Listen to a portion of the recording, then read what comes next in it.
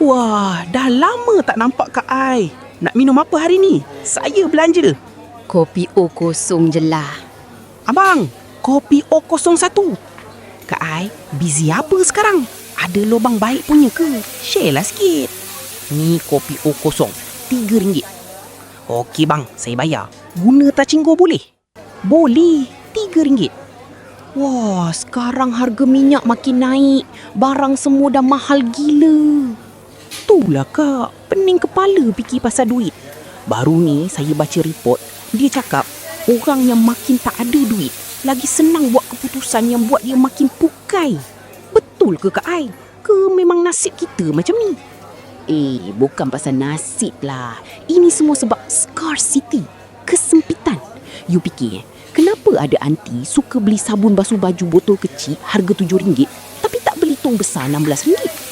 Sebab hujung bulan mungkin ada RM11 je, mana mampu beli yang besar. Tapi kalau kira balik, botol kecil tu lagi mahal 40%. Inilah yang kita panggil cukai orang miskin. Dalam pelaburan pun sama. Ramai nak invest bisnes fizikal macam hotel, tapi down payment kena ada ratus-ratus ribu. Orang biasa mana mampu. Last-last orang kaya makin kaya, kita pula terus jadi orang miskin yang rajin. Betul juga tu.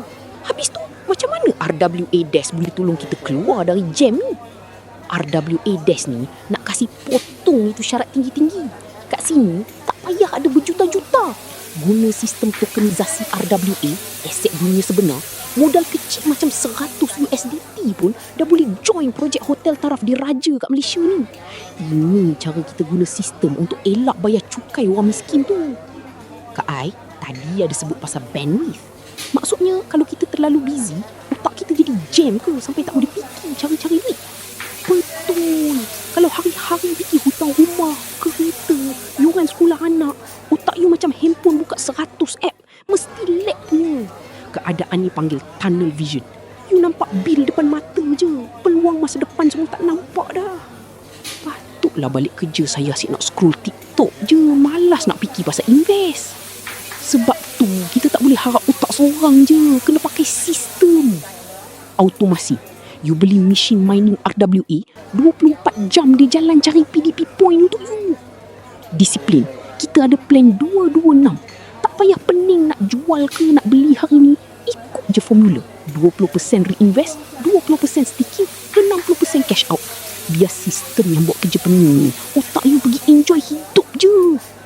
Tapi Kak Ai, pasal Web3 atau kripto ni, ramai yang kelanti takut. Dia orang tanya, ini scam ke? Orang Malaysia ni nak benda yang real. RWA Desk buat RWA, bukan jual angin. Aset fizikal.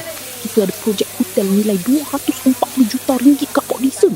Ada tanah, ada bangunan, ada water park. Terus masuk poket. Sistem kita P2P. Duit tak simpan dalam platform. Ini baru ada rasa selamat, security. Bila ada aset yang boleh nampak, boleh sentuh macam ni kat belakang, barulah hati rasa tenang sikit. Ada slack, ruang bernafas. Tak adalah hari-hari berdebar. Inilah baru betul freedom. Wah, gempok gila. Saya pun nak lah. Sis, macam mana nak start? Senang je. You ambil package pelancongan plus melawat tapak projek.